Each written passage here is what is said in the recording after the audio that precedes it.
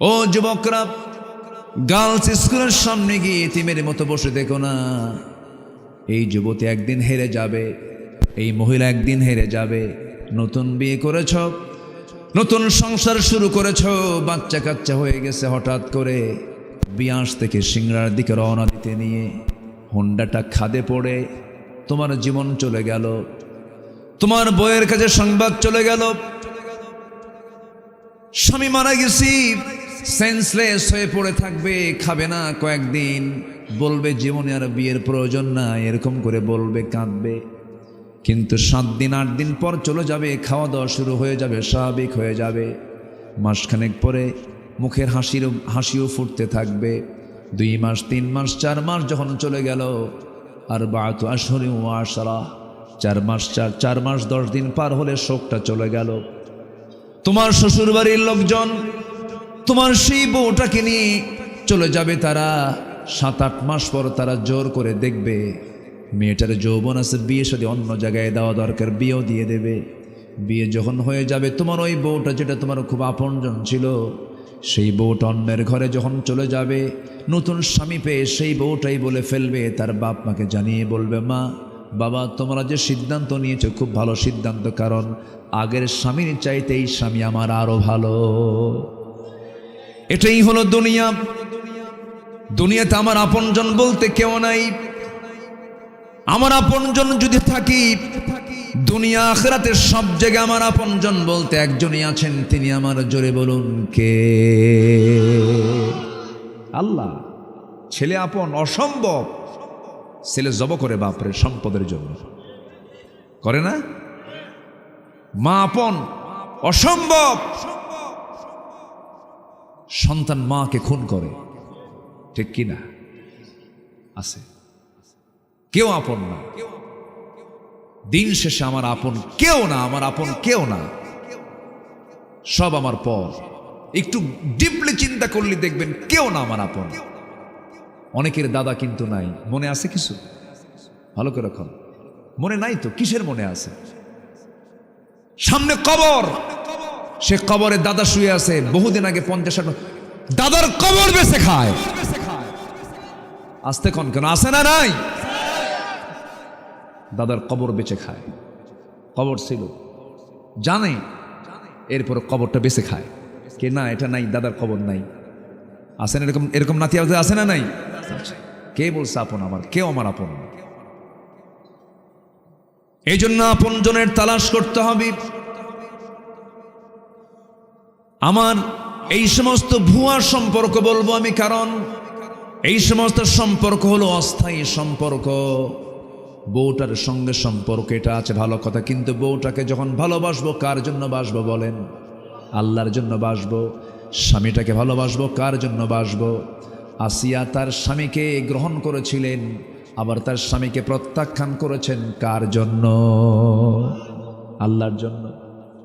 মোহাব্বত আমার ততক্ষণ, আল্লাহ যতক্ষণ রাজি হবেন, কিন্তু মোহাব্বতে যদি আল্লাহ রাজি না হন, তাকে মোহাব্বত করা যাবে না। সালাতু ওয়াসসালাম যখন দিন গ্রহণ করলেন, ফেরাউন বলল, আসিয়া শোনো। কি যেন শুনলাম? শুনবেন কেন? দেখেন, লা ইলাহা ইল্লাল্লাহ, স্বামী স্ত্রী। কিন্তু শেষ পর্যন্ত ফেরাউন বলে ফেলল, আসিয়া তুমি কি বলো? দিন গ্রহণ করলে আমার বড় ক্ষতি হয়ে গেল। তুমি হলে আমার পরে, তোমার জায়গা, তুমি হলো ফার্স্ট লেডি অফ ইজিপ্ট, আমার পরেই তোমার জায়গা, তুমি মিসেস ফেরাউন। তোমার দাম অনেক, মর্যাদা অনেক। আমি তোমাকে এত সম্মান মর্যাদা দিয়ে দিলাম, তুমি আমাকে পাত্তা না দিয়ে তুমি দিন গ্রহণ করলে। দয়া করে আমার দিকে তাকায়, স্বামীর দিকে তাকায় তুমি দিনটা ছেড়ে দাও। আসিয়া বলছেন, স্বামী আমার সব জায়গায় আপোষ চলে, কিন্তু ইমানের জায়গায় কোনো আপোষ চলে না।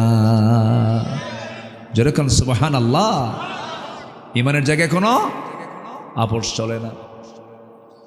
শেষ পর্যন্ত ফেরাউন বলল, আসিয়া সংসার জীবন শেষ হয়ে গেল, সব কিছু তছনছ হয়ে যাচ্ছে, একটা বারের জন্য তুমি আমার দিকে একটু ফিরে তাকাও। আসিয়া বলছেন, স্বামী আমার আপনি কি বলবেন জানি না, আপনি ইমান থেকে বের হওয়ার জন্য আপনি যতবার বলবেন আমার ইমান তত মজবুত হয়ে যাবে।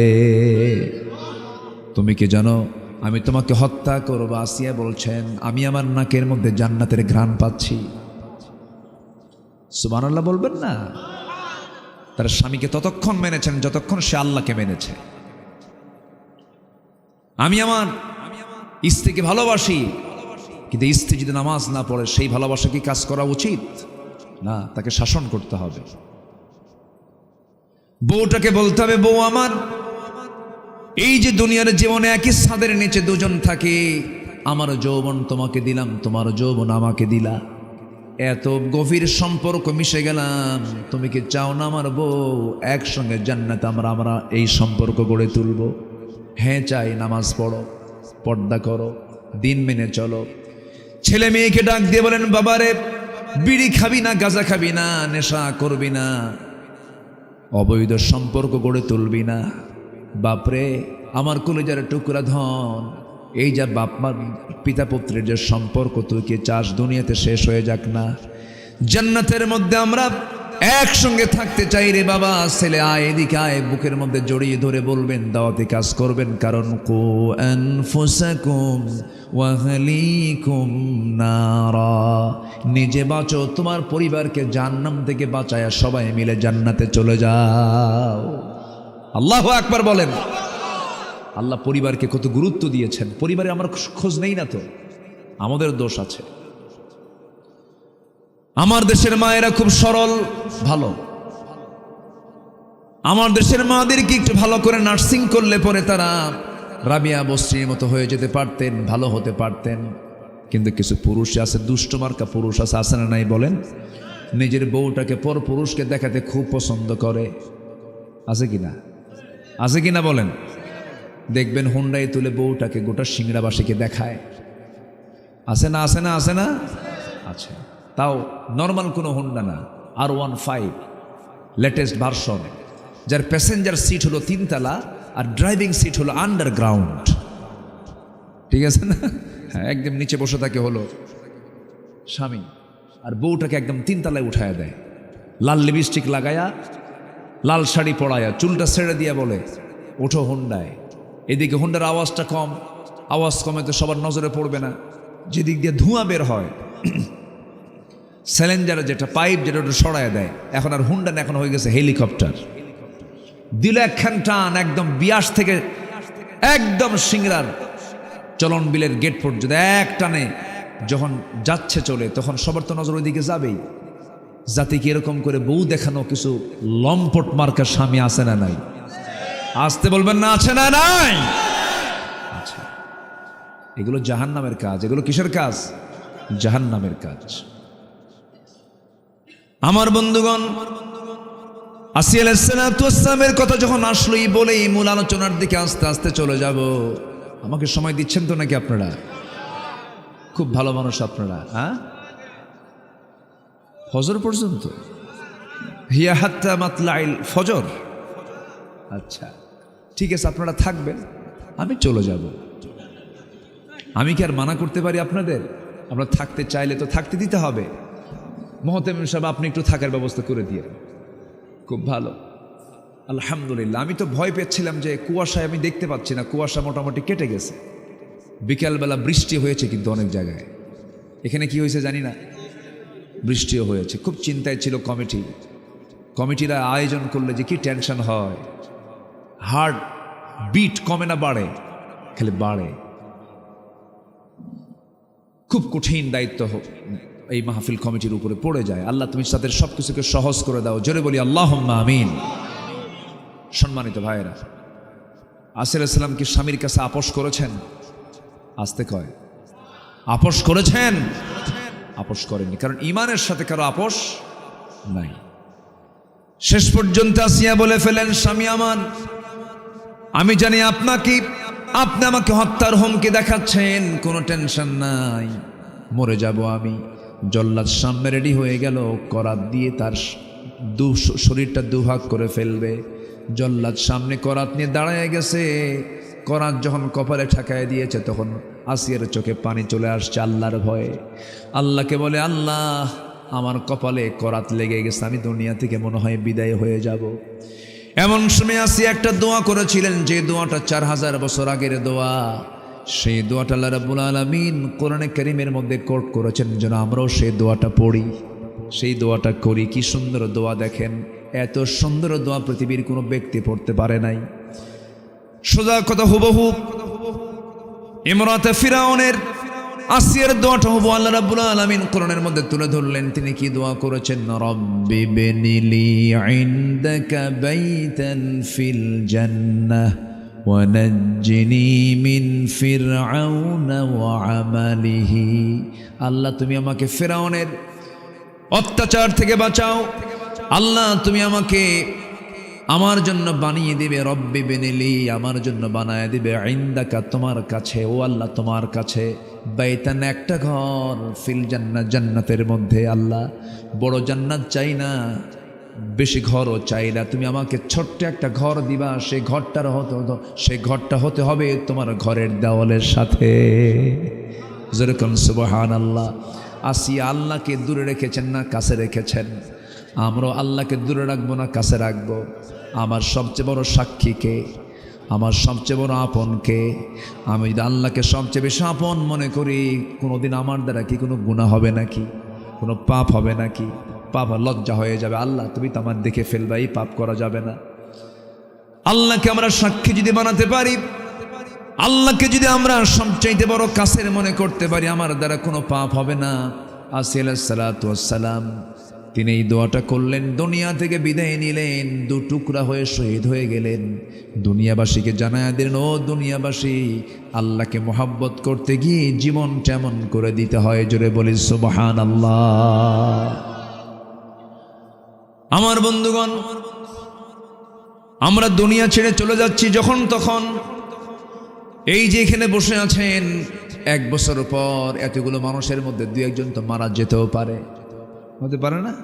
আমিও যেতে পারি, আপনিও যেতে পারেন। আজ থেকে 100 বছর পর কেউ কি থাকবো নাকি আমরা? আজ থেকে 100 বছর আগের মানুষ কি দুনিয়াতে আছে নাকি? ম্যাক্সিমাম তো সব চলেই গেছে।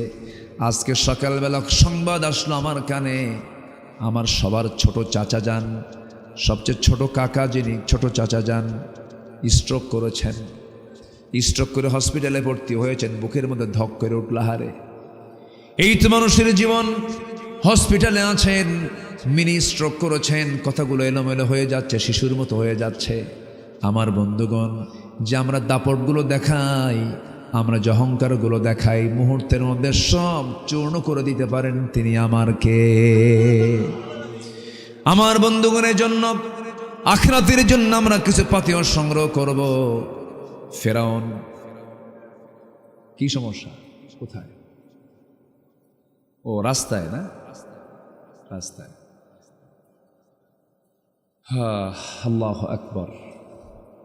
লোকগুলো এত ভালো, আমি তো খুব খুশি হচ্ছি।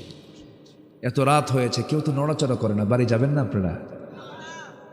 আজকে মনে হয় আমার এই বছর একটা রেকর্ড দেখলাম যে এ পর্যন্ত একটা লোক ওঠে নাই।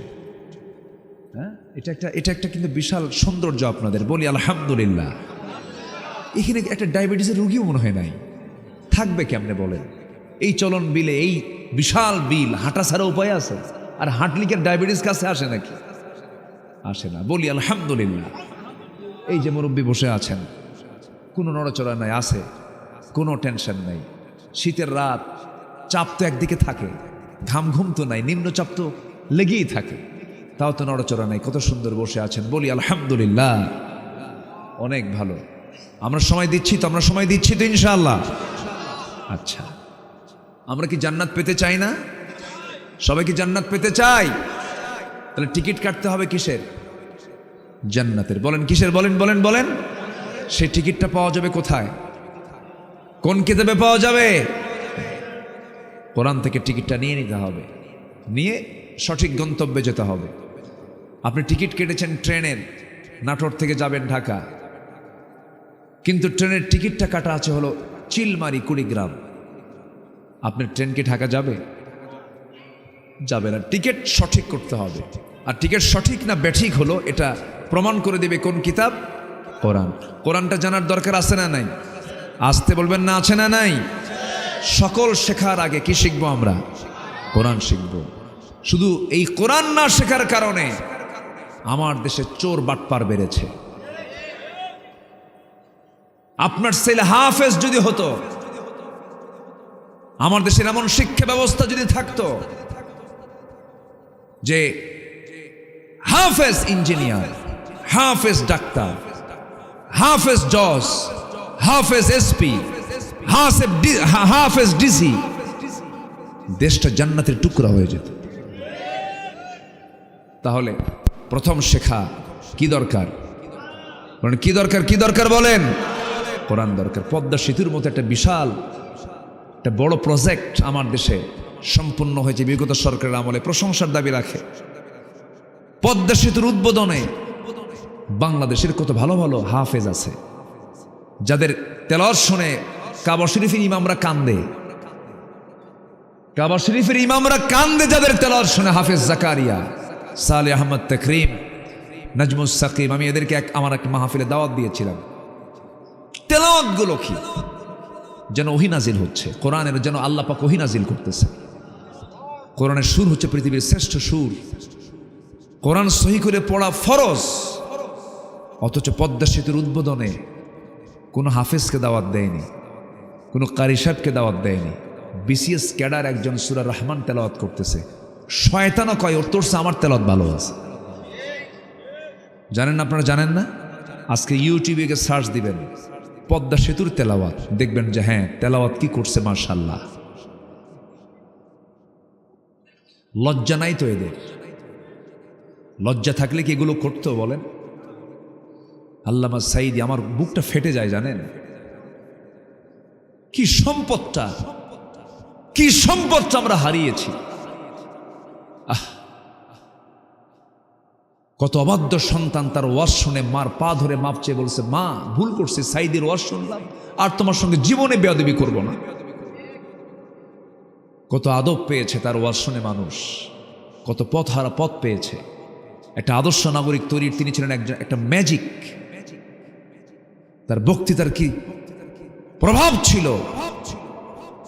13টা বছর তাকে অযথা কোনো কারণ নাই, উনি আল্লাহর নামের কসম খেয়ে বলেছেন 1971 সালের কোনো কাদা বাবালি আমার গায়ে লাগে নাই, কসম করেছেন তিনি, কোনো প্রমাণও পায়নি।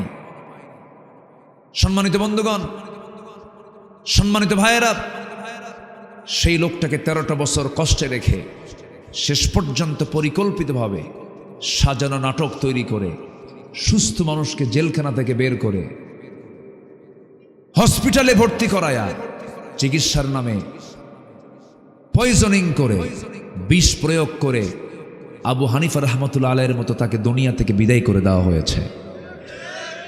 আমরা তাফসীর মাহফিলের এই প্ল্যাটফর্ম থেকে, এটা তারই তৈরি করা প্ল্যাটফর্মের একটা অংশ, এই দেশে তাফসীরুল কোরআন মাহফিল এই নামটা উনি চালু করেছেন প্রথম। ওনার যে অবদান,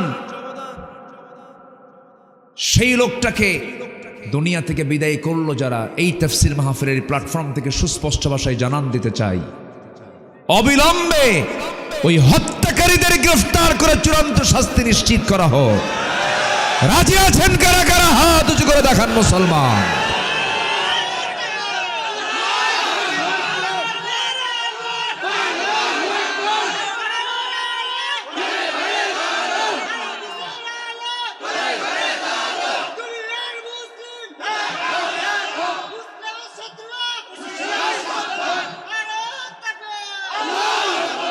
আল্লাহ কবুল করুন, জোরে বলি আমিন। আমার তালিকা করেছিল, আমি আব্দুল্লাহ আল আমিন, নগণ্য গোলাম। 2 বছর আগে বিচারপতি শামসুদ্দিন কি, হ্যাঁ না কালা কইেন না, কালা তো আল্লাহ বানায় দিয়েছে, শামসুদ্দিন মানিক। এ হাসে না কোনোদিন, বুঝলেন? আমি কোনোদিন ওকে হাসতে দেখিনি, চেয়ারের মধ্যে কোনো হাসি নাই। যারা হাসে না তারা ভালো না। আমি একটা মারাত্মক কথা বললাম, কিন্তু আমার নবীজির পেটে খাবার ছিল না, কিন্তু মুখের হাসি তার মুখ থেকে কখনো মিস হয়নি। আল্লাহু আকবার বলো। রাসূল হাসতেন, মুচকি মুচকি হাসি দিতেন। কিছু কিছু লোক হাসেই না, ওদের বউরা যে থাকে কেমনে, ওদের বউরা মনে মনে করে মরবে কোন দিন। ওটা একটু হাসি দরকার, আছে না নাই? আছে না নাই? আমার নবী যে মজা করতেন, কথা বলতেন, কৌতুক করতেন, বউদের সঙ্গে খুনসুটি করতেন, তরকারি কুটে দিতেন, নিজের রান্না নিজে করতেন অনেক সময়। আল্লাহু আকবার। আমার নবীজির খেদমত সহজে কেউ করতে পারতেন, রাসূল উল্টা খেদমত করতেন। নবীজির সম্মানে কেউ দাঁড়ালে রাসূল তাকে বসায় দিতেন। নবীর জুব্বা নবী নিজে ধুয়ে দিতেন, নিজের শরীর নিজে যত্ন নিতেন। আমার নবীজি আম্মা জান আয়েশা বলেন, আমি অসুস্থ হতাম, আমার রাসূল আমার হাত পা টিপে দিতেন। মোহাব্বত কাকে বলে? 4 স্ত্রী একদিন নবীর সামনে বসা, 4 জনকে রাসূল কি ভালোবাসা দিয়েছেন। রাসূল বললেন, তোমরা কেমন আছো? ভালো। হুজুর, আমাদের মধ্যে একটু গন্ডগোল লাগছে। কেন? বলুন তো, আপনি একটু সত্যি করে বলুন তো, আপনি কাকে বেশি ভালোবাসেন? সবাই বলে আমাকে বেশি ভালোবাসে। আপনার মুখ থেকে শুনতে চাই। সুবহানাল্লাহ বলবেন না? তিনি সব দিকের সাকসেস ছিলেন, আদর্শ স্বামীও ছিলেন। ছোট্ট ছোট্ট বাচ্চা মিশে যেতেন, রাসূল বাচ্চা হয়ে যেতেন, ওদের সঙ্গে খেলতেন। রাসূল হোসেনকে বলতেন, নাতি এদিকে আয়। কে, না না, তুমি তো ঘোড়ায় চড়ো। আমার কি ঘোড়ায় চড়ার শখ হয় না? তোমার তো পা ছোট, তুমি ঘোড়ায় চড়বা, বড় হলে পাটা বড় হোক এরপরে চড়বা। কেন না, আমি এখনই ঘোড়ায় চড়বো, তুমি ঘোড়া হও। আমার নবীজি 2টা হাত সামনে দিতেন, হামাগুড়ি দিয়ে থাকতেন, আর হুসাইন লাফ মেরে নবীর পিঠের উপরে চড়তেন, আর পিছনে থাপড়ায় বলতেন, ঘোড়া যা। আমার নবীজি ঘোড়ার মতো গোটা ঘর ঘুরতেন। চরিত্র কাকে বলে? 4 স্ত্রী নবীর সামনে বলতেছেন, হুজুর আপনি সত্যি করে বলেন তো, আপনি কাকে বেশি ভালোবাসেন? কি ম্যানেজমেন্ট তার ছিল! আমার রাসূল বলেন, এখন বলা যাবে না, কালকে সকালে বলবো, যাও। কিভাবে তিনি উত্তর দিবেন দেখেন, কি প্ল্যান তিনি করেছেন। 8টা খেজুরও নিয়েছেন, 2টা করে খেজুর আমার নবীজি 4 স্ত্রীর জন্য বরাদ্দ করলেন। প্রথম স্ত্রীর ঘরে ঢুকলেন, আম্মা জান আয়েশার ঘরে ঢুকে বলছেন, আয়েশা রে, আমি তোমাকে দারুণ ভালোবাসি, এই 2টা খেজুর তোমাকে দিয়ে গেলাম, আর তোমাকে বলে যাচ্ছি তোমাকে খুব বেশি ভালোবাসি, কিন্তু এই কথা যেন অন্য কোনো স্ত্রীর কানে না যায়। দ্বিতীয় স্ত্রীর ঘরে গিয়ে একই কথা বললেন, 2টা করে খেজুর দিলেন। 4 স্ত্রীর ঘরে একই কথা বলে তিনি বিদায় নিলেন। পরের দিন সকালবেলা বুক ভরা আশা নিয়া সব চলে আসছে, রাসূল আজকে আমার নামটাই নিবেন। আমার নবীজি চুপ মেরে বসে আছেন, আবার মুস্কি মুস্কি হাসিও দিচ্ছেন। 4 স্ত্রীর সামনে বসা, হুজুর আপনি আজকে বলতে চেয়েছেন আমাদের কাঙ্ক্ষিত কথা, আপনি এখন আমাদের মধ্যে বলে দেন, আপনি কোন স্ত্রীকে সবচেয়ে বেশি ভালোবাসেন? আমার নবীজি বললেন, ও আমার স্ত্রীরা, আমি তাকেই সবচেয়ে বেশি ভালোবাসি। গত রাত্রিতে আমি যাকে লুকোচুরি করে 2টা খেজুর দিয়ে আসছি, যা। সুবহানাল্লাহ বলবেন না? কথা বোঝা গেল? কথা বোঝা গেল? কি ইনসাফ, কি ইনসাফ ছিল তার ভিতরে। যুদ্ধের ময়দান, সেখানেও ইনসাফ, সব জায়গায় ইনসাফ তিনি করেছেন। সেই নবীর রাসূলকে নেতা না বানায়া কোন আজে বাজে মোসারু গাজারু, নামাজ নাই, কালাম নাই, কিচ্ছু নাই, ওই সমস্ত নেতৃত্বের মুখে আমরা জুতা মারি, থুতু মারি। সকল নেতার পথ ছাড়ো, বিশ্বনবীর পথ ধরো। ঠিক কিনা? বিশ্বনবীকে নেতা বানাবো আমরা কাউকে নেতা মনে করি না। ঠিক কিনা? যে নেতা আমাকে আখিরাতে লাগবে, আখিরাতে দরকার আছে না নাই? কবরে দরকার আছে না নাই? রাসূলকে নেব আমরা সব জায়গায়। জোরে বলি ইনশাআল্লাহ। সাইয়্যিদুল মুরসালিন, তিনি হচ্ছেন নবীদেরও নেতা, নবীদেরও, মানুষের নেতা তো অবশ্যই, তিনি আবার নবীদেরও লিডার। তিনি আল্লাহু আকবার বলেন। কি রাসূল তিনি ছিলেন। তো শামসুদ্দিন মানিক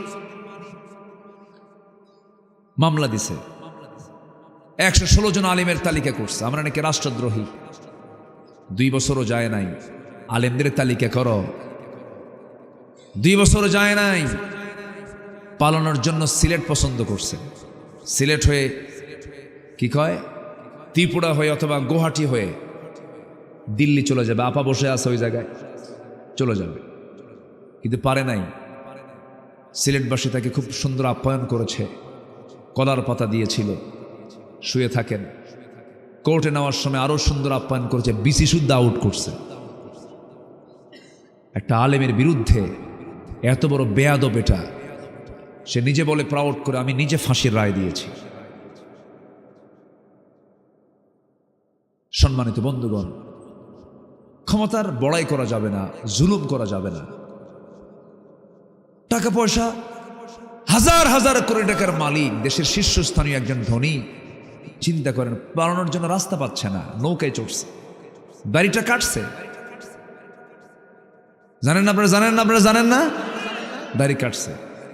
এখন বলেন তো, দাড়িটা রাখছে কি নবীর মহব্বতে? নবীর মহব্বতে দাড়ি রাখার লক্ষণ এটা? বলেন তো। দাড়ি কাটছে, মাথার চুল কালো বানাইছে, পায়জামা খুলে লুঙ্গি পরছে। দিন দিন প্রমোশন হয়, লুঙ্গি খুলে পায়জামা পরে, আর ওটা পায়জামা খুলে লুঙ্গি পরছে।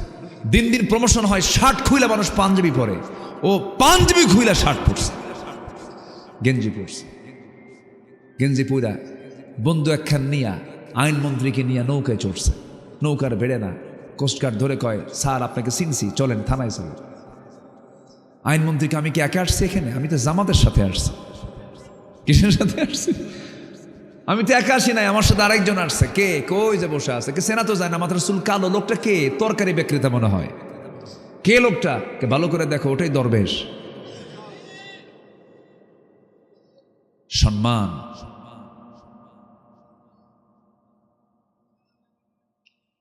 মুনাফিককে আল্লাহ পাক ছাড়েন না, ঠিক কিনা বলেন? মুনাফিককে ছাড়েন আল্লাহ, মুনাফিককে ছাড়েন। আমরা ইমানদার হব, জোরে বলি ইনশাআল্লাহ, জোরে বলি ইনশাআল্লাহ। এই জীবন কয়বার, পৃথিবীতে কয়বার? একবার। জীবনটাকে সাজাবো, কোরআনের রঙে রঙিন হব আমরা, জোরে বলি ইনশাআল্লাহ। আল্লাহ কবুল করুন, জোরে বলে আমিন। অনেক কথা জমা হয়ে আছে, সময়টা কম পেয়েছি, আমি একটু আগে উঠতে চাই। আমরা মাদ্রাসারও কালেকশন এসে উঠতে চাইছিলাম, যাক সমস্যা নাই। আপনারা অভ্যস্ত মনে হচ্ছে, আপনারা গোটা রাত থাকতে পারবেন, এটার হিম্মত আপনাদের আছে মনে হয়। বলি আলহামদুলিল্লাহ। এশার নামাজ হয়েছে তো না? কালকে হবে না ইনশাল্লাহ? বললেন যে ফজর নামাজ হবে তো? ফজর নামাজ হবে, হ্যাঁ, জোরে বলি ইনশাআল্লাহ। যার নামাজ নাই তার চরিত্র নাই, যার নামাজ নাই সে কোনোদিন প্রকৃত মুমিন হতে পারে না। শোনেন, এই দেশে নামাজি বেশি না বেনামাজি বেশি? এর জন্য দোষ কার বলেন? হ্যাঁ, আপনার দোষ নাই না? দেখছেন, সব দোষ সরকারের। নিজে পড়লাম না নামাজ, দোষ দিয়ে রাখছে আরেকজনকে।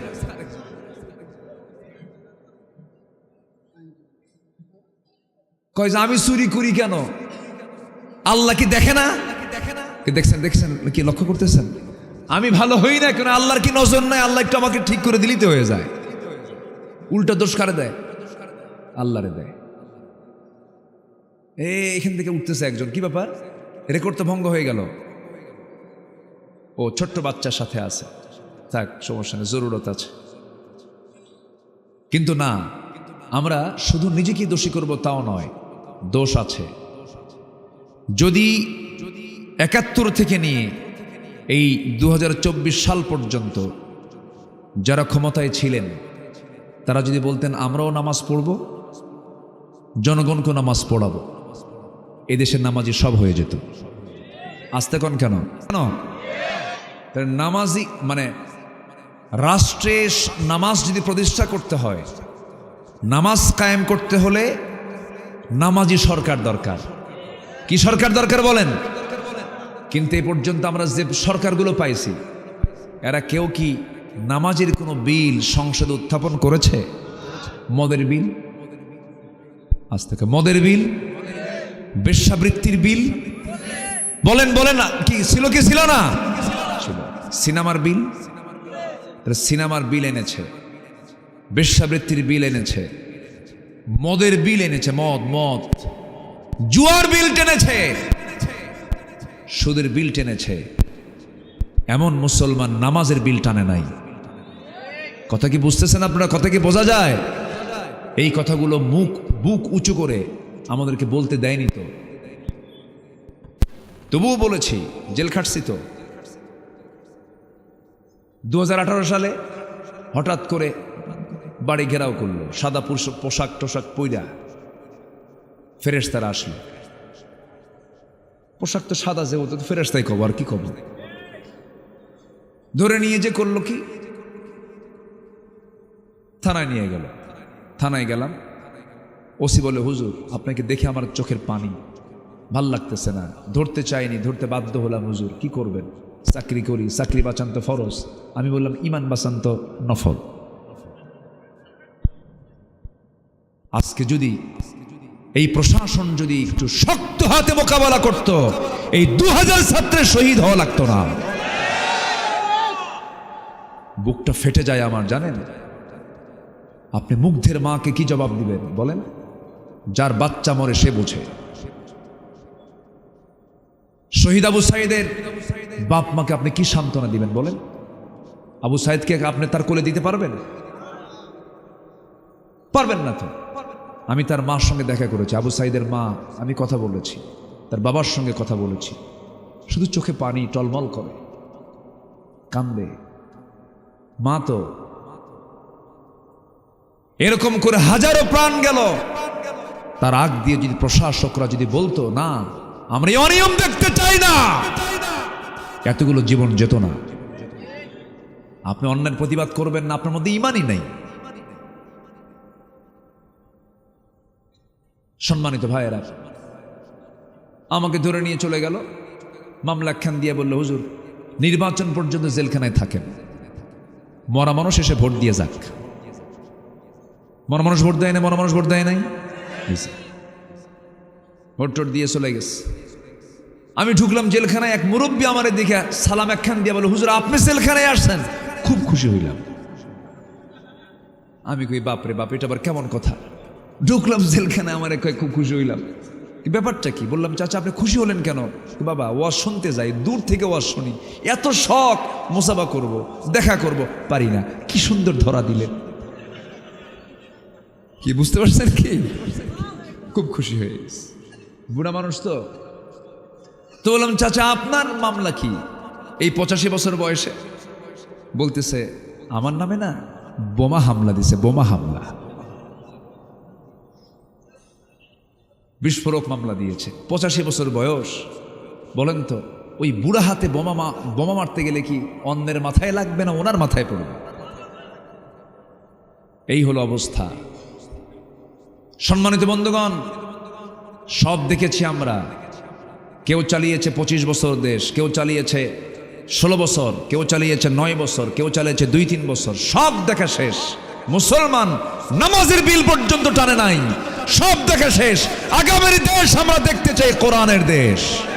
রাজি আছেন কারা কারা? হাত উঁচু করে দেখান মুসলমান।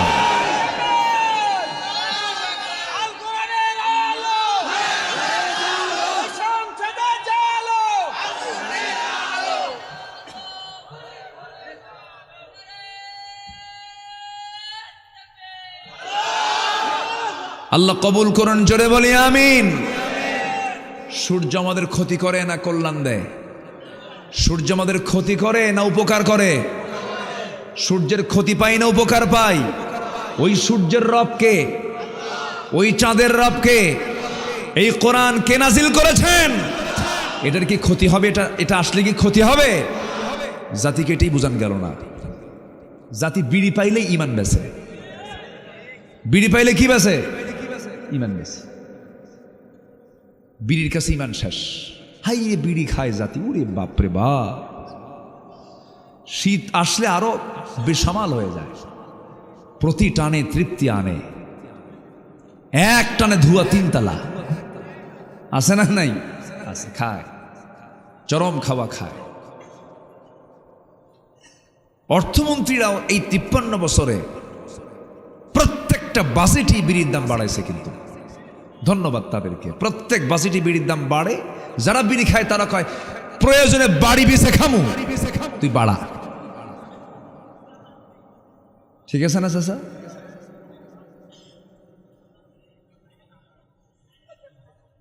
কি আপনি কি রাগ করে উঠে যাচ্ছেন নাকি বিড়ির বিড়ি দশ করার জন্য? বসেন। কি সুন্দর মানুষ আপনারা। আল্লাহ তুমি সকল নেশা থেকে জাতিকে বাঁচাও, জোরে বলে আমিন। আমার কাছে তথ্যটা জানা নাই যে এই দেশে প্রতি বছরে কত টাকার বিড়ি মানুষ খায়। আমি এটা দেখে আমি খুঁজে বের করবো না, পরবর্তী ওয়াজে আমরা এটা দেবো ইনশাআল্লাহ। মানে কত কোটি টাকা বিড়ির পিছনে জাতি খরচ করে। এটা কি শুধু ব্যয় না অপচয়?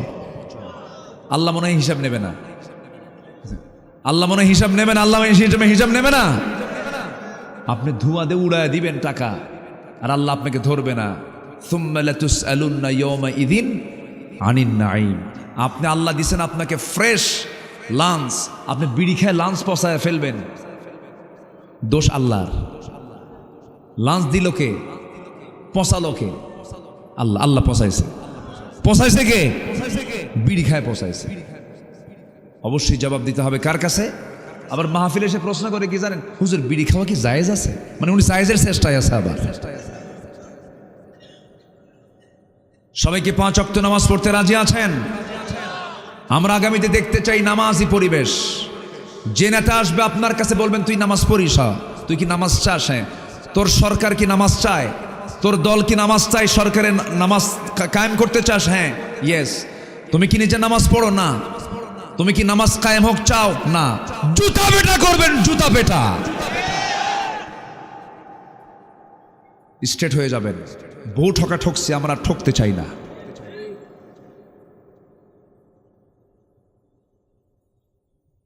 হ্যাঁ,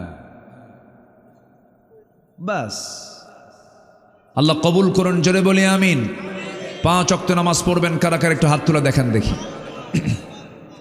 জোরে বলি ইয়া আল্লাহ, ইয়া রহমান।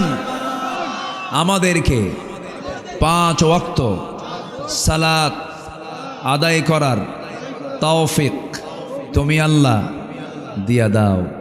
জোরে বলি আমিন, আরো জোরে আমিন, আরো জোরে আমিন। হাত নামান। কষ্ট পেলেন? বাড়িতে মা বোন আছে না নাই? তাদেরকে নামাজ পড়াবেন। জোরে বলি ইনশাআল্লাহ। বৃষ্টি আসতেছে নাকি? কুয়াশা। আমরা ইবাদত করি, আমাদের ইবাদতগুলো যায় কোথায় জানেন? সুদ খায়া শেষ করে। কি খায় শেষ করে বলেন?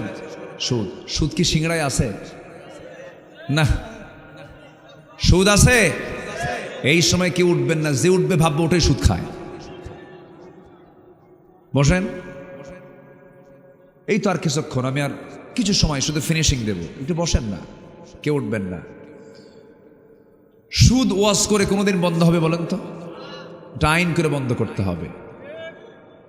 রাষ্ট্রীয়ভাবে সুদ আছে, সেই সুদ রাষ্ট্রীয়ভাবে উঠে দিলেই সমাজ থেকে সুদ শেষ। যে সুদের কারবার করে পুলিশ থেকে খুঁজে বের করবে, ঠিক কি না? সুদের কারবার করলে পরে ইবাদত কবুল হবে না। এত দোয়া করি, দোয়াগুলো যায় কোথায়? যে বান্দার মুখ থেকে মিথ্যা কথা বের হয় না, তার দোয়া আল্লাহ রাব্বুল আলামিন কবুল করবেন।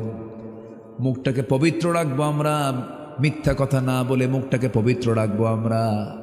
মূল আলোচনার বিষয় যেখান থেকে আমি তেলাওয়াত করেছি, আল্লাহ রাব্বুল আলামিন বলছেন, বান্দারে তুমি যে এত ইবাদত করো, তোমার কোন ইবাদত আমি আল্লাহর দরবারে কবুল করব না। তুমি যদি 10টা ভুল, 10টা অপরাধ যদি তোমার জীবন থেকে না মাইনাস করে, নাম্বার 1 হলো মুনাফিকি বাদ দিয়ে দাও। কি বাদ দিয়ে দাও বলেন? মুনাফিকি বাদ দিয়ে দাও। মুনাফিক তারা যারা মিথ্যা কথা বলে, যারা ওয়াদা ভঙ্গ করে, যারা আমানতের খেয়ানত করে, যারা বেফাস কথাবার্তা বলে, খালি বলে কথা হইলি বলে খেলা হবে। কইছে না খেলা হবে। এটা কি ভালো কথা না বেফাস কথা বলেন তো? এটা কি কোনো বিজ্ঞ ব্যক্তির কথা এটা হতে পারে? একটা ওয়েটফুল মানুষের কথা কি এটা হতে পারে? বলে খেলা হবে। কই? লোকই তো নাই। বেকুফ এগুলো। যারা বেফাঁস কথাবার্তা বলে, যারা মিথ্যা কথা বলে, যারা ওয়াদা ভঙ্গ করে, যারা আমানতের খেয়ানত করে, তারাই হলো মুনাফিক, তারা হলো মুনাফিক। চিন্তা করে দেখুন, অর্ধ দুনিয়ার শাসনকর্তা ওমরের কথা আমরা বলছিলাম, আবু বকরের কথা আমরা বলছিলাম, কি শাসক তারা ছিলেন, কি তাদের মধ্যে সততা কাজ করেছে। একটু কান দিয়া, হৃদয় দিয়ে শোনার চেষ্টা করুন। তাদের মধ্যে কি ইখলাসটা ছিল? কোনো মুনাফিকি ছিল না। সাইয়েদনা আবু বকর রাদিয়াল্লাহু তাআলা আনহু রাতের বেলা খালি পায়ে হাঁটতেন। কি পায়ে? খালি পায়ে হাঁটতেন, তাও পাথরের রাস্তা। কিসের রাস্তা বলেন? চোকা চোকা পাথর থাকতো রাস্তায়, খালি পায়ে হাঁটতেন। একদিন আবু ওমরে ফারুক রাদিয়াল্লাহু দেখে ফেললেন। তিনি বলছেন, আমার আমিরুল মুমিনিন আবু বকর, রাতের বেলা আপনি খালি পায়ে হাঁটেন কেন? পা তো ফেটে যাবে, রক্তাক্ত হয়ে যাবেন, চামড়া ফেটে রক্ত বের হয়ে যাবে। তিনি বললেন, ওমর রে, আমি তো জুতা পায়ে হাঁটতে চাই, কিন্তু খড়ম জুতা পায়ে হাঁটলে পরে আওয়াজ হবে, আর এই আওয়াজে যদি কোনো নাগরিকের কানে যদি চলে যায়, ঘুম যদি ব্যাঘাত হয়ে যায়, কিয়ামতের দিন আমি আবু বকর আসামির কাঠগড়ায় দাঁড়িয়ে তারা জবাব দিতে হবে। সুবহানাল্লাহ বলবেন না? আল্লাহু আকবার। কি কথা বলে দিলেন তিনি! দেখেন, আমি যদি জুতা পায়ে হাঁটি, আমার জুতার আওয়াজ, হাঁটার আওয়াজ ঘুমন্ত ব্যক্তির কানে চলে গেলে তার ঘুম যদি নষ্ট হয়ে যায়, কিয়ামতের দিন আমাকে আসামির কাঠগড়ায় দাঁড়িয়ে তারা জবাব দিতে হবে। আর একজন নেতা আসবেন নাটোরে, সিরাজগঞ্জ রোড থেকে সব রাস্তা ব্লক। কি আছে না নাই? গাড়ি বন্ধ, সব কিছু বন্ধ। নেতা আসছেন, সামনে 50টা গাড়ি, পিছনে 50টা গাড়ি। আপনি কত বড় নেতা হয়েছেন? আবু বকরের চাইতে বড় নেতা হন নাই। আবু বকর রাতের বেলা একা একা হাঁটলেন, কাউকে নিলেন না, খালি পায়ে হাঁটেন জনগণের যেন অসুবিধা না হয়। জনগণের রাস্তার অসুবিধা তৈরি করে যারা এই সমস্ত ফোর্স নিয়ে চলে, সম্পূর্ণ সম্পূর্ণ অন্যায় অন্যায় অন্যায়। ঠিক কিনা? এগুলো অন্যায়। এগুলো একটা মানুষ হাঁটবে, ওমরে ফারুক রাতের বেলা একা একা চলতেন, কাউকে নিতেন না। তারা তো জনগণের নেতা ছিলেন। এখন এতগুলো লোক নেয় কেন জানেন? জনগণ ফ্রি পাইলে তো কাবাবার সালাদ বানায় ছাড়বে, বুঝেন না? ভয় চলে। আমার বন্ধুগণ, তারা ছিলেন খাদেম। সাইয়্যিদনা আবু বকর রাদিয়াল্লাহু তাআলার খেলাফত আমল, নতুন খেলাফতের দায়িত্ব গ্রহণ করেছেন। তার আগ দিয়ে তিনি এক মহিলার বাড়িতে গিয়ে কাজ করে আসতেন। মহিলা মানে বৃদ্ধা মানুষ, বয়স্কা মানুষ, বুড়ি মানুষ। তার স্বামী নাই, ছেলে মেয়ে কেউ নাই, তার খেদমত করার জন্য কেউ নাই। সাইয়্যিদনা আবু বকর সিদ্দিক রাদিয়াল্লাহু আনহু প্রত্যেক রাত্রিতে শেষ রাতে তার বাসায় যেতেন, কাপড় চোপড় ধুয়ে দিতেন, খাবার দাবার জোগাড় করে দিতেন, এরপরে তিনি চলে আসতেন। এরকম করে তিনি প্রত্যেক রাতে এরকম খেদমত করে আসেন। ওমরে ফারুক একজন ওই মহিলার খেদমত করার জন্য দরজায় গিয়ে নক করছেন। মহিলা ভিতর থেকে বলছেন, কে ডাকো, আপনার কোনো খেদমত লাগবে না কি? না, কিছুক্ষণ আগে একজন মানুষ আমার খেদমত করে গেছে। ওমরে ফারুক মনে মনে চিন্তা করেন, কোন খাদেম আছে দেখি তো, এই মদিনায় কোন খাদেম এই মহিলার খেদমত করে। ওই মহিলার ঘরের পাশে গিয়ে দাঁড়ায় থাকলেন, আড়াল করে কোন পুরুষটা আসে, কোন লোকটা আসে তার খেদমত করার জন্য। প্রথম দিন পেলেন না, দ্বিতীয় রাত্র পেলেন না, তৃতীয় রাত্রিতে উকি মেরে তাকায় দেখেন কেউ না। প্রথম খলিফা আবু বকর সিদ্দিক ওই মহিলার ঘরের মধ্যে ঢুকলেন। জোরে বলি সুবহানাল্লাহ। বের হলে বললেন, আমিরুল মুমিনিন, খেদমত করার সুযোগ আমাদেরকে একটু দেন, সব আপনি একাই করবেন। সাইয়্যিদনা আবু বকর বলছেন, ওমর, হাসরের ময়দানে তোমার আমলনামা আমার পিঠে আসবে না, আমার আমলনামা তোমার পিঠে যাবে না। কিয়ামতের দিন আমার আমলনামা আমাকে নিয়ে উঠতে হবে। আমার প্রতিবেশীর হক আমাকে আদায় করতে দাও, আমি কারো অপেক্ষায় থাকবো না। যেরকম সুবহানাল্লাহ। 2 বছর একটানা খেদমত করলেন, তিনি মারা গেলেন। ইন্তেকালের পরে ওই মহিলার খেদমত করবে কে? মহিলাও জানে না খলিফা মারা গেছেন। প্রথম খলিফার ইন্তেকাল হয়ে গেছে, তিনি বৃদ্ধ মানুষ, তার কানে কেউ সংবাদ দেয় নাই। ওমরে ফারুক পরের দিন পরের রাত্রিবেলায় দরজায় গিয়ে নক করছেন, দরজা খুলে গেল। মহিলা ভাবছে মনে হয় আগের খাদেমটা এসেছে খেদমত করার জন্য। রান্না বান্না সব কিছু কমপ্লিট করে, খাবার দাবার জোগাড় করে, সব কিছু রেডি করে তিনি ঘর থেকে বের হয়েছেন। মহিলা খেতে বসেছেন, বৃদ্ধা নারী খেতে বসেছেন। একটা ধোয়া খেজুর যখন মুখের মধ্যে নিয়েছেন, কামড় মারার সঙ্গে সঙ্গে খেজুরের মধ্যে বিচি বের হয়ে গেল। বিচি ছিল, ওই বিচির উপরে কামড় লাগার সঙ্গে সঙ্গে মহিলা কেঁদে ফেলে বললেন, বুঝতে পেরেছি খাদেম চেঞ্জ হয়েছে, আগের আবু বকর আর দুনিয়াতে নাই। কারণ আমার আবু বকর যখন আমার খেদমত করতে আসতো, খেজুর শুধু ধুয়ে দিত না, খেজুরের বিচি শুদ্ধ খুলে আমার সামনে শুধু খেজুর দিত, আমি আরামে খেতাম। সুবহানাল্লাহ বলবেন না? এই ছিলেন তারা।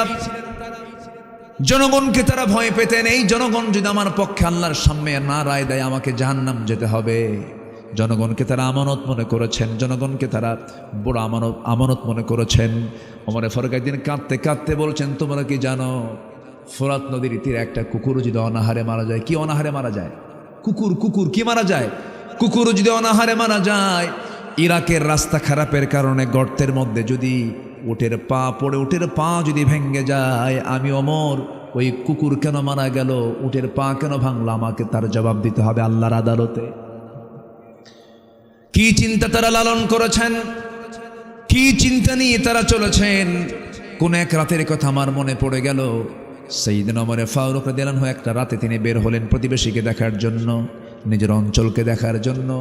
এশার নামাজ পড়লেন না, এশার নামাজ পড়ালেন, কারণ ইসলামের রাষ্ট্রে যিনি রাষ্ট্রপ্রধান হবেন তিনি নামাজ কখনো পড়বেন না, তিনি পড়াবেন, ঠিক কিনা? রাষ্ট্রের দায়িত্ব, রাষ্ট্রপতির দায়িত্ব কি নামাজ পড়ানো পড়ানো? রাষ্ট্রেরও নেতা, নামাজেরও নেতা। নামাজ পড়ায়া তিনি ঘরের মধ্যে ঢুকি বউটাকে ডাক দিয়ে বলছেন, বউ আমার ঘুমানোর কোনো সুযোগ নাই, খাওয়া দাওয়া দাও। খাইলেন। ঘর থেকে বের হয়ে জনগণকে দেখার জন্য বের হলেন। সামনে কিছু দূর চলতে নিয়ে দেখেন বাচ্চারা কান্নাকাটি করছে। এক ঘর থেকে বাচ্চাদের কান্নার আওয়াজ, 4-5টা বাচ্চার কান্নার আওয়াজ। রাগ সামলাতে না পেরে ওমরে ফারুক তো একটু মেজাজি মানুষ ছিলেন, খুব রাগী মানুষ ছিলেন। দরজার কাছে গিয়ে নক করে বলছেন, কোন মহিলা বাড়িতে আসো? কেমন মা, সন্তানের কান্না থামাতে পারো না? মহিলা ভিতরে থেকে জবাব দিতেছে, কান্না থামাবো কেমনে, খাবার তো নাই। গরম পানি, শুধু গরম পানি করতে, পানি শুধু গরম করতেছে, ওদেরকে বোঝাচ্ছে খাবার হচ্ছে, খাবার তো নাই, আমি বিধবা মানুষ। ওমরে ফারুক লজ্জা পেলেন। খাদ্য গুদাম থেকে 1 বস্তা আটা নিয়ে ওই মহিলার সামনে দিয়ে বলছেন, মহিলা আটার বস্তা যখন ফুরে যাবে আমাকে বলবে, আটার বস্তা আমি ওমর আবার পিঠে বহন করে তোমার ঘরে দিয়ে যাব। সেখান থেকে চলে গেলেন আরেকটা ঘরে। ওই ঘরের ভিতর থেকে মহিলার কান্নার আওয়াজ। সোর্স জানতে চাইলেন কি উৎস, জবাব এলো, পেটে বাচ্চা, ধাত্রী নাই, ডেলিভারি হচ্ছে না, ধাত্রীরাও হবে। দৌড় মেরে স্ত্রীর সামনে সাধারণ স্ত্রীকে বলছেন, বোরকা পড়ো। বউটাকে সঙ্গে করে ইমার্জেন্সি বের হলেন। ওই বাড়ির সামনে গিয়ে 2টা হাত জড়িয়ে ধরে বউকে বলছেন, আমার স্ত্রী, আল্লাহর কসম লাগে, আল্লাহর কসম করে বলছে, আমরা শাসক না, আমরা হলাম জনগণের খাদেম।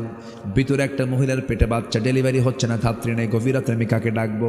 আমার স্ত্রী, একটা কথা তোমাকে বলি, এই মহিলা যদি ইন্তেকাল করে মারা যায়, অথবা সন্তান যদি মারা যায়, কিয়ামতের দিন আমাদেরকে খুনির কাতারে আল্লাহর সামনে দাঁড়াতে হবে। যাও তাড়াতাড়ি খেদমত করো। বউটাকে ধাত্রী বানালেন, বউটাকে নার্স বানায় দিলেন। সুবহানাল্লাহ। বউটাকে ঘরের মধ্যে ঢুকাইয়া দিলেন। সেখান থেকে চলেন আরেক দিকে। ছোট্ট একটা লাঠি নিয়ে চলতেন, ছোট্ট একটা ছড়ি নিয়ে তিনি একা একা চলতেন, কাউকে তিনি পরোয়া করতেন না। ওমর যে রাস্তা দিয়ে যেতেন সেই রাস্তায় শয়তান পর্যন্ত আসতো না। জোরে কোন আল্লাহু আকবার। কিন্তু স্ত্রীর হক আবার আদায় করেছেন, স্ত্রীর সঙ্গে সুন্দর কথা বলেছেন, সুন্দর আচরণ করেছেন। গরম যতটুকু একটা মানুষ হতে পারে, একটা আদর্শ স্বামী কখনো বউয়ের সামনে গরম হতে পারে না। বউ কি রাগের জিনিস না মহাব্বতের জিনিস? দেন কিচ্ছু কয় না, এ ভালো করে কন না। কি বউকে কি রাগ দেখানো যাবে? না। বউকে কি দেখাতে হবে বলেন জোরে কন? হ্যাঁ, ছোট ছোট বাচ্চারা কয় মহাব্বত। বিয়ে তো করো নাই তোমরা, হ্যাঁ? বউ নাই, খুব অসহায় মনে হচ্ছে না? বিয়ে শাদী করা দরকার। এক মাহফিল আমি উঠবো গতকালকে, এক যুবক বলে, হুজুর আমার আব্বা আসছে মাহফিল, একটু ওয়াজের মধ্যে বলেন তো একটু বিয়ে শাদীর কথা। বুঝলেন? আমারে বলতেছে। আমি বললাম, কেন? তুমি তোমার আব্বাকে বলতে? আব্বারে বলি, কিন্তু অ্যাঙ্গেলে বললে কাম হয় না। নামাজ পড়ি, ইমানটা ঠিক রাখার চেষ্টা করি। হুজুর বলেন, এই ফিতনার দুনিয়ায়, উলঙ্গ দুনিয়া, বোরকা নাই, পশিদা নাই, কিচ্ছু নাই, পর্দা নাই, বিয়ে না করলে ইমান রাখা কঠিন। আব্বার একটু ভালো করে বুঝান হুজুর। কর কিছু বাপটাও আছে, মানে এগুলো ব্যাপারে খেয়াল রাখে না। উচিত বিয়ে শাদী করে দেওয়া উচিত। আসতে কয় ঠিক কিনা? বুড়া চাচাও কয় ঠিক। জি, বিয়ে দিয়ে দিবেন। যুবকরা একা একাধিক করবা না, একা একা করলে কিন্তু ঠকবা, একদম এমন ঠকবা, সারা জীবন পস্তাবা। বাপ মাকে সাথে নিয়ে করবা। বিয়ার আগে কোনো প্রেম হয় না। আর যদি কেউ বিয়ার আগে প্রেম করো, ওটা প্রেম হবে না, ওটা হবে নোংরামি, জেনা। বিয়ার আগে প্রেম করা যদি তোমার শুরু হয়, যদি বিয়ে হয়ও, বিয়ার পরে আর প্রেম হবে না, তখন হবে কিলে কিলি। কি হবে? কিলে কিলে হবে। এই জন্য বিয়ার আগে আকাম কুকাম করবা না, দেখবা সেই মোহাব্বতটা বিয়ের পরে আমৃত্যু থাকবে, মোহাব্বত থেকে যাবে, মাওয়াদ্দা থেকে যাবে। আর বিয়ের আগে কিছু আকাম কুকাম করবা, শান্তি পাবা না। কি রাগ করলা নাকি তোমরা? রাগ করছো? যুবকরা খুব খুশি হয়েছে, হুজুর খুব ভালো করলেন আপনি। দেখি বাড়িতে গিয়ে যদি কিছু বলা যায়। হ্যাঁ, দেখা যাক ইনশাআল্লাহ। বলি আলহামদুলিল্লাহ। সাইয়েদনা ওমর ফারুকের কথা বলছিলাম। বলি বলি বলি সামনের দিকে একটু আগাই। সামনে গিয়ে দেখেন চিকন সুরে সুমধুর কণ্ঠে, মেয়েদের কণ্ঠের ভিতরে সুমধুর ভাব আছে না নাই? মেয়েদের কথার মধ্যে কি সৌন্দর্য আছে না? কথার মধ্যে আকর্ষণ আছে না নাই? এই জন্য মোবাইল কোম্পানি ছেলের সুর চয়েস করেছে না মেয়ের সুর চয়েস করেছে? মেয়েদের। কাউকে পাচ্ছেন না ফোন করে, দুঃখিত। পুরুষ না মহিলা? আসতে কয়, পুরুষ না মহিলা? আপনি লিফটে চড়েছেন, ফার্স্ট ফ্লোর, সেকেন্ড ফ্লোর, পুরুষ না মহিলা? মহিলা। ভালো একটা কর্পোরেট বিল্ডিংয়ে উঠেছেন, কমার্শিয়াল বিল্ডিংয়ে, রিসিপশনে চাকরি, রিসিপশনে বসে, এনি প্রবলেম, সালাম কালাম, পুরুষ না মহিলা? মহিলা। যখন আপনি ঢুকবেন, আসসালামু আলাইকুম, এই আসেন না, বলেন তো আসেন না? একটা ভেসকি মারা হাসি দিল, চুলটা ছেড়ে দিল, ঠোঁট লিপস্টিক দিয়া সুন্দর করে, এনি প্রবলেম, কোনো সমস্যা আছে কি? আমি কি হেল্প করতে পারি আপনাকে কোনো কিছু? এই যে পরিবেশগুলো সৃষ্টি করেছে, এগুলো সম্পূর্ণ হলো ইউরোপ আমেরিকার ষড়যন্ত্র। এটা যে ইমানের ষড়যন্ত্র। কিসের ষড়যন্ত্র? ইমানের ষড়যন্ত্র। দুর্বল করে দিল আপনার ইমানকে। সম্মানিত বন্ধুগণ, বিশেষ করে যুব সমাজ, তোমাদেরকে বলবো নোংরামি থেকে বাঁচার চেষ্টা করতে হবে। তো চিকন সুরের একটা আওয়াজ সাইয়েদনা ওমর ফারুকের কানে আসলো। এক মহিলার গুনগুন গুনগুন করে গানের আওয়াজ তিনি শুনতে পেলেন। তো শোনা মাত্রই তিনি ভাবলেন যে আমার রাষ্ট্রে, ইসলামী রাষ্ট্রে একটা নারী রাতের বেলা গান গায়, এটা কেমন কথা? বিরহের গান। কিসের গান? বিরহের গান। একটা পুরুষকে পাওয়ার জন্য যে গান, আবেদনময়ী গান। আমার আছে না এরকম কত কি গান? এই তোমরা পারো না গান টান? পারো না? দেখছেন? হ্যাঁ হ্যাঁ, পারা যাবে না বেশি গান।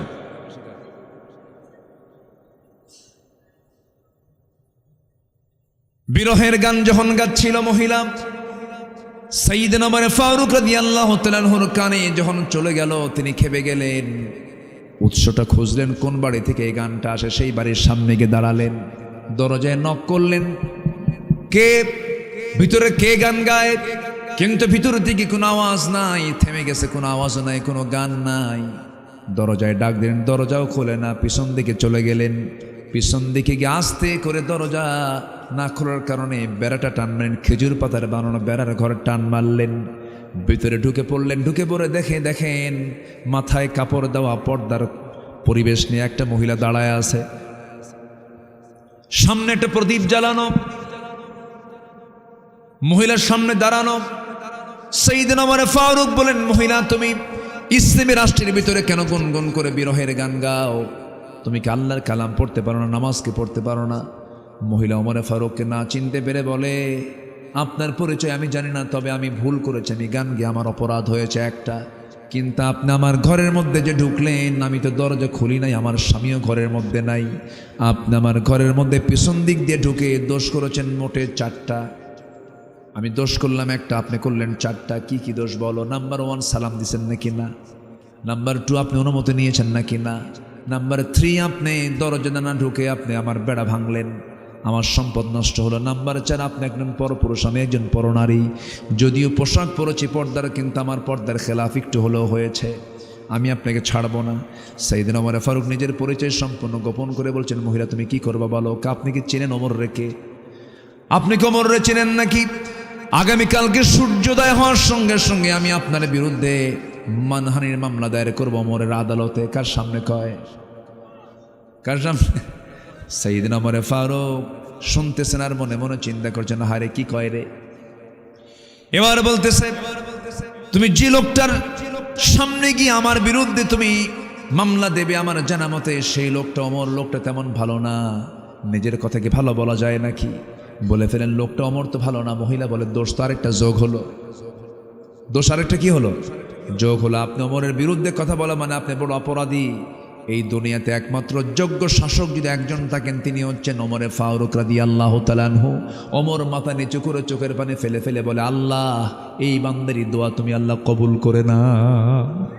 তারা সার্টিফিকেট নিয়েছেন জনগণ থেকে, আড়াল করে লুকায়া লুকায়া সার্টিফিকেট নিয়েছেন আমি ভালো না মন্দ, কিন্তু বিগত 16 বছর চলে গেছে, জোর করে সার্টিফিকেট নিয়েছে আমি ভালো, তুই বল ঠিক কিনা। ওমরে ফারুক সার্টিফিকেট নিয়েছেন আড়ালে। মহিলা যখন বলতেছে আমার জানা মতো ওমরের মতো এত ভালো মানুষ এই জমিন আর নাই, সে আমাদের শাসক, তিনি চোখের পানি ফেলে ফেলে কাঁদলেন। ওমরে ফারুক বলছেন, মহিলা শোনো, মামলা কি সত্যি দিবে নাকি? মামলা দেব আমি। কেন দিবেন, কেন দিবে মামলা? কেনা আপনি অনেক দোষ করে ফেলেছেন। সাইয়েদনা ওমরে ফারুক বলছেন, শোনো মামলা তো দিবা ভালো কথা, তোমার গান গাওয়ার কারণটা কি একটু বলো তো? গান গাওয়ার কারণ হলো আজকের থেকে 4 মাস আগে আমার স্বামীকে এই জনপদের খলিফা ওমরে ফারুকের লোকজন সীমান্ত নিয়োগে তাদেরকে চাকরি দিয়ে দিল। খলিফা ওমরে ফারুকের লোকজন এসে তার নির্দেশে আমার স্বামীকে নিয়ে চলে গেল। আমি আমার স্বামীর সঙ্গে নতুন সম্পর্ক গড়েছি, নতুন বিয়ে হয়েছে, মাত্র 4 থেকে 5 দিন স্বামীকে পেয়েছি। আমার যৌবন ভরা আমার জীবন, আমার বয়স কম, মাত্র স্বামীকে 4 দিন পর পরে যখন 4 মাস গত হতে চলেছে, আজ পর্যন্ত স্বামীর কোনো দেখা নাই, সাক্ষাৎ নাই। রাতের বেলা নামাজ পড়ে শুয়েছি, মাঝরাতের দিকে ঘুম আমার ভেঙে গেছে, স্বামীর প্রতি আমার মহব্বত জেগে গেছে। বৈধ স্বামীকে পাওয়ার জন্য আমি গভীর রাত্রে গুনগুন গুনগুন করে বিরহের গান গাচ্ছি আমার স্বামীকে পাওয়ার জন্য। ওমরে ফারুক মনে মনে চিন্তা করলেন, দোষ তো আরেকটা যোগ হলো। কি কথা কি বুঝতেছেন আপনারা? বিশাল চিন্তায় পড়ে গেলেন। এবার ওমরে ফারুক তো শাসকদের শাসক, বিচারকদের বিচারক, তিনি তো বোঝেন কেমনে এই মামলা ঢিসমিস করে দেওয়া যায়। এবার মহিলা কি সত্যি, এবার ওমরে ফারুক বলছেন, মহিলা শোনো, সত্যি কি তুমি মামলা দিবে নাকি? হ্যাঁ মামলা দিয়ে দেব। সে তো জানে না, মহিলা জানে না কোন লোকটার সামনে সে কথা বলে। এবার বলছে, মহিলা শোনো, তুমি যে আমার বিরুদ্ধে মামলা দিতে যাচ্ছ ভালো কথা, তোমার স্বামীর জন্য তুমি কাঁদতেছো, তোমার স্বামী তুমি চাও না কে চাই? তোমার সেই প্রত্যাশিত আকাঙ্ক্ষিত স্বামীকে যদি আগামীকাল সূর্যোদয়ের একটু আগ দিয়ে তোমার সামনে যদি হাজির করে দেয়, তুমি কি আমার বিরুদ্ধে মামলা দিবা নাকি? মহিলা মুচকি হাসি মেরে বলে, সূর্যোদয়ের আগে কেন, সারাদিনের মধ্যে হাজির করলে আপনার বিরুদ্ধে কোনো মামলা হবে না। মতো দিয়ে দিছেন। কি কথা কি বোঝা গেল? উনি তো জানতেন, উনি তো জানেন যে এই মহিলার চাওয়াটা কি। চাওয়ার জায়গায় তিনি নখ করলেন, বলেন, মহিলা থাকো, তোমার স্বামীকে তুমি পেয়ে যাবে। নিজের কথা তিনি আড়াল করলেন, পরিচয় দিলেন না একবারের জন্য। চলে আসলেন, বউকে বলেন, বউ আমার, একটা স্ত্রী তার স্বামীকে ছাড়া কতদিন পর্যন্ত থাকতে পারে? ওয়াল মুতাল্লাকাতু ইয়াতারাব্বাসনা বিআনফুসিহিন্না সালাসাতা কুরু। 3 মাস পর্যন্ত হয়ে গেছে, 4 মাস। চিফ ইন কমান্ডারকে ডাক দিয়ে বলেন, এই সেনাবাহিনী প্রধান, আজকের থেকে প্রত্যেক সৈনিকের ছুটি 3 মাস পর পর বাধ্যতামূলক করা হলো, যাও। অমক বেড়াকে অমক নামে একজন আল্লাহর গোলাম আছে, তাকে ছুটি মঞ্জুর করো, তাড়াতাড়ি নিয়ে পাঠায় দাও। আল্লাহু আকবার বলবেন না? নিজের ভুলগুলো খুঁজে বের করেছেন, নিজে বের হয়ে আমার ভুলগুলো কোথায় সব খুঁজে খুঁজে বের করে নিজে সংশোধন হয়েছেন। আল্লাহু আকবার বলেন। খলিফা ওমরের শাসনামলে তার বিরুদ্ধে এক বিচারক রায় দিয়েছিল, অনেক লম্বা কথা বলবো কখন। রায় দিয়েছে বিচারক ওমরের বিরুদ্ধে, খলিফার বিরুদ্ধে। উনি খুশি হয়ে পরের দিন মজলিসে শুরা বৈঠকে তিনি বললেন, একজন শাসক আমি বিচারক পেয়েছি যে আমার বিরুদ্ধে রায় দিয়েছে, সে আমাকে দেখে নাই, সত্য রায় দিয়েছে। ওকে আমি আঞ্চলিক বিচারপতি না বানায় আমি তাকে চিফ জাস্টিস বানায় দিলাম। সুবহানাল্লাহ বলবেন না? কাজী শুরাইহ ইবনুল হারিস আল কিন্দি রাহমাতুল্লাহ আলাই ঘোড়া কিনছেন ওমরে ফারুক। ঘোড়া কেনার পরে ঘোড়া নষ্ট হয়ে গেছে, মানে ঘোড়ার 4টা পা নষ্ট হয়ে গেছে, মানে অকেজো হয়ে গেছে, বসে গেছে। রাগ করে ঘোড়া বিক্রেতাকে বলছে, এই তুমি কি ঘোড়া দিলা আমারে? তুমি আমাকে অসুস্থ ঘোড়া দিছো। ঘোড়া বিক্রেতা কয়, না আমি আপনাকে সুস্থ ঘোড়া দিচ্ছি, আমি ঘোড়া নেব না, আমি ঘোড়া আপনার ফেরত নেব না। দুজন লাগছে তর্ক। চিন্তা করেন, শাসকের সামনে বিক্রেতার কথা কি স্বাধীনতা সেখানে ছিল। এখন ঘোড়া বিক্রেতা কয়, চলো না মামলা করবো, চলেন থানায়, কি বলে আদালতে যাই। চলো, আদালতে গেছেন। আদালতের বিচারপতি কাজী শুরাই ওমরে ফারুককে দেখে লাভ মেরে দাঁড়ায় গেছে। আপনি এই জায়গায় কেন? কেন আমি এই জায়গায় কেন? আপনি আমাকে দেখেন না, সঠিক রায়টা দেন। এই ঘটনা, ঘোড়া কিনছি, টাকা দিছি, ঘোড়ায় চড়ছি, কিছুদিন যাওয়ার পরে ঘোড়া নষ্ট হয়ে গেছে, 4 পা বসে গেছে। ও আমাকে অসুস্থ ঘোড়া দিল কেন? আবার ঘোড়া বিক্রেতার কাছ থেকে শুনছে। কাজী সুরাই ইবনুল হারিস মুস্কা হাসি মেরে বলেন, আমিরুল মুমিনিন, দুঃখিত, রায়টা আজকে আপনার পক্ষে যাচ্ছে না। আল্লাহু আকবার বলবেন না? ওমর ফারুক বলেন, তাহলে বুঝায় দাও, আপনি বুঝায় দেন আমার পক্ষে কেন আসবে না? আপনি আমার সামনে কথা বলছেন, আপনি কি বাড়ি পর্যন্ত যেতে পারবেন সুস্থ অবস্থায়? গ্যারান্টি দেন আপনি? কেন গ্যারান্টি নাই? তো ঘোড়া কিনছেন আপনি, দেখে নিছেন, টাকা লেনদেন হয়ে গেছে, আপনি ঘোড়ায় চড়ছেন, অসুস্থ হয়ে গেছে, ঘোড়াওয়ালার কি দোষ? সুবহানাল্লাহ বলবেন না? মাথা নিচু করে চলে আসলেন, বিচারপতিকে ধন্যবাদ দিয়ে একদম জাস্টিস বানায় দিলেন, একদম প্রধান বিচারপতি বানায় দিলেন। আর আমার দেশে পাগলা বানায় বাইরে পাঠায় দেয়। কি কথা কি মিলে? কথা কি মিলে? হ্যাঁ, এই তো বিচারপতির নামও বলে ফেলছে একজন, এসকে সিনহা। বিবেকটাকে কখনো আমরা মেরে ফেলবো না, বিবেকটাকে জাগ্রত রাখবো। জোরে বলি ইনশাআল্লাহ। আমরা অন্ধ হব না, আমরা চক্ষুওয়ালা হলো, আমরা দেখবো, সত্য বুঝবো। জোরে বলি ইনশাআল্লাহ। শেষ করে দিলাম, আলোচনা চলুক, চলুক, হুজুর মরুক।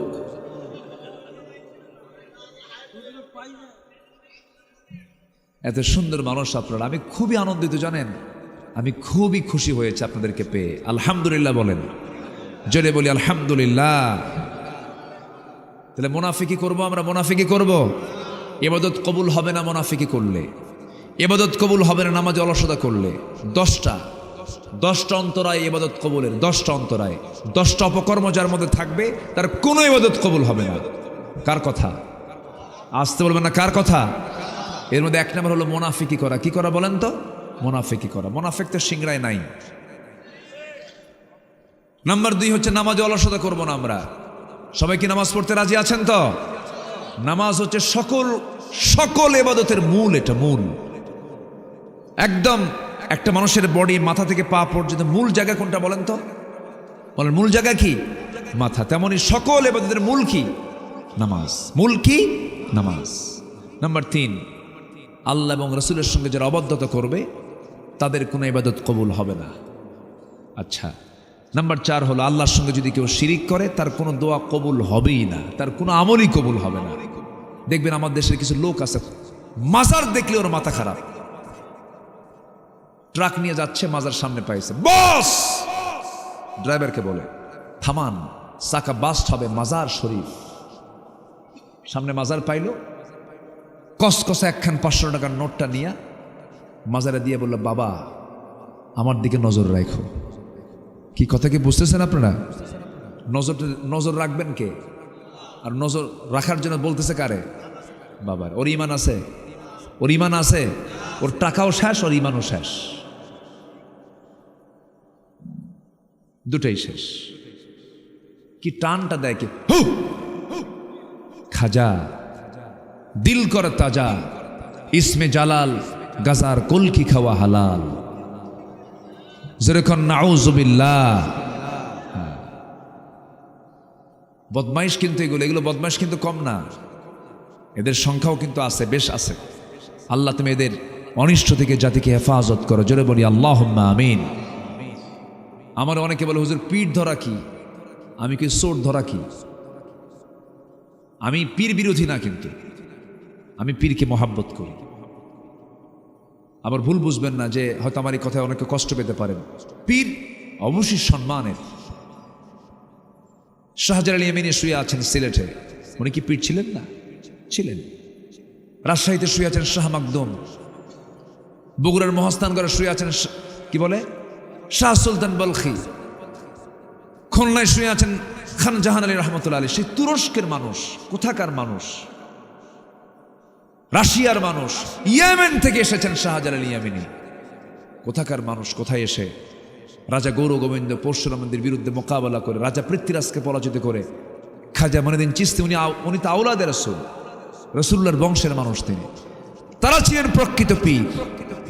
আর আমার দেশের যে পীরদের দশা, ওরে বাপরে বাপ, ঠ্যাং দুটো সামনের দিকে রাখে, মুরিদ এসে সেজদা মানে পীরের দরবারে, দুই পায়ে সেজদা মারে। যে ভণ্ডগুলো মুরিদ কর্তৃক সেজদা গ্রহণ করে পা ভেঙ্গে চুরমার করে দিবেন আপনারা, পা ভেঙ্গে দিবেন, আম গাছের সঙ্গে বাইন্দা পিটবেন। রাগ করতেছেন নাকি আপনারা? রাগ করতেছেন আপনারা? ওরা তো ইমান ছিনতাইকারী। ওরা কি ছিনতাইকারী বলেন? ওরা ইমানই নিয়ে চলে যাচ্ছে। এগুলোর দিকে আমরা তাকাবো না, আল্লাহর সঙ্গে শিরিক করবো না। জোরে বলি ইনশাআল্লাহ। শিরিক করো না, বিদআত করো না, আল্লাহ ছাড়া কারো কাছে মাথা নত করো না। শিরিক করো না, বিদআত করো না। পীরের পূজা গোরের পূজা ইসলামেতে নাই, তবু মানুষ আল্লাহ ছাড়া মাথা যে নোয়ায়। আল্লাহর কোরআন নবীর হাদিস ছাড়া কিছুই মেনো না। শিরিক করো না, বিদআত করো না, আল্লাহ ছাড়া কারো কাছে মাথা নত করো না। জোরে বলি আমিন। জি, গজল কইলাম, ঠিক আছে জি। আসেন আমরা এখন দোয়া করি। তার আগ দিয়ে যা হয়েছে বলি আলহামদুলিল্লাহ। ফজর নামাজ পড়বো না ইনশাআল্লাহ? জি, আমরা সব দিকে খেয়াল করব। বুঝলাম না, গভীর রাত হয় যত, কুয়াশা হয় তত বেশি। কুয়াশা গেল কই? আল্লাহ আমাদের মেহেরবানি করেছেন, বলি আলহামদুলিল্লাহ। আমরা প্রতিটি রাত চলি, দোয়া করবেন আল্লাহ যেন আমাদের রাস্তাকে নিরাপদ করে দেন। আমি নন্দীগ্রাম থেকে কুয়াশা পেয়েছি, আমি বগুড়া হয়ে আসছিলাম। বগুড়াতেই দেখি নাকি? আচ্ছা, এত কুয়াশা, মানে ভ্যান যে চলে ভ্যানের চেয়েও কম গতিতে আমি আসছি। এত কুয়াশা, ঘন কুয়াশা। তো কুয়াশা যদি থাকে, পৃথিবীর এমন কোনো লাইট নাই যে লাইট কুয়াশা ভেদ করতে পারে, এখনো কোনো আবিষ্কার করতে পারেনি কেউ। বিমানও চলে না। বিমান চলে, বিমান শিডিউল অফ হয়ে যায়, বিমানও চলতে পারে না। তো আমাদের এই প্রতিটা রাত চলতে হয়। সবার কাছে দোয়া চাই, ভাই একটু দোয়া করবেন। এই কুয়াশার রাতগুলোতে আমরা শুধু তালে তালে চলি, হাতে আন্দাজে চলি, কখন কি হয়ে যায়। দোয়া করবেন না? আল্লাহ যেন আমাদের সকল সফরকে যেন নিরাপদ করে দেন। জোরে বলি আল্লাহুম্মা আমিন। রাতের বেলা সবাই যখন ঘুমায় তখন আমরা রাস্তায় থাকি। আমাদের বিষয়গুলো হয়তো অনেকে বুঝতে চান না, বোঝেন না। চাঁদের এক পিঠ দেখলে কিন্তু বোঝা যায় না।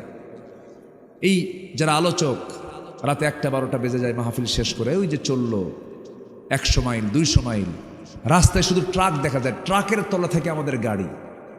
আর হেল্পার ট্রাকের ড্রাইভারকে বলে বস বাই প্লাস্টিক। মানে আমাদের গাড়ির নাম কি? প্লাস্টিক। মানে যখন তখন শেষ হয়ে যেতে পারে। এটি দোয়া করবেন আল্লাহ যেন। কত বক্তা রোড অ্যাক্সিডেন্টে মারা গেল, মারা গেছে না? এই তো কয়েকদিন আগে নীলফামারীর এক আলোচক রোড অ্যাক্সিডেন্ট করে ইন্তেকাল করেছেন। দোয়া করবেন আল্লাহ যেন আমাদের সকলের সফরকে, এই যে বিনিদ্র রজনী, নির্ঘুম রজনী, যারা আলিম ওলামা কথাগুলো বলছেন, আল্লাহ যেন তাদের সবাইকে সহি সালামতে রাখেন। জোরে বলি আল্লাহুম্মা আমিন। আরো জোরে আল্লাহুম্মা আমিন। আমি আপনার জন্য দোয়া করি, আল্লাহ আপনাকে ভালো রাখুন, আপনার পরিবারকে ভালো রাখুন। যে ঘরে মেয়ে আছে তাদের বিয়ের ব্যবস্থা করে দেন। যে ঘরে ছেলে আছে তাদেরকে সৎ এবং ভালো কর্মসংস্থানের ব্যবস্থা করে দেন। জোরে বলি আল্লাহুম্মা আমিন। পরিবার অশান্তি, বউটা কথা শোনে না, অনুগত করে দেন। স্বামীর সমস্যা, আল্লাহ সেই মার স্বামীর সমস্যা দূর করে দেন।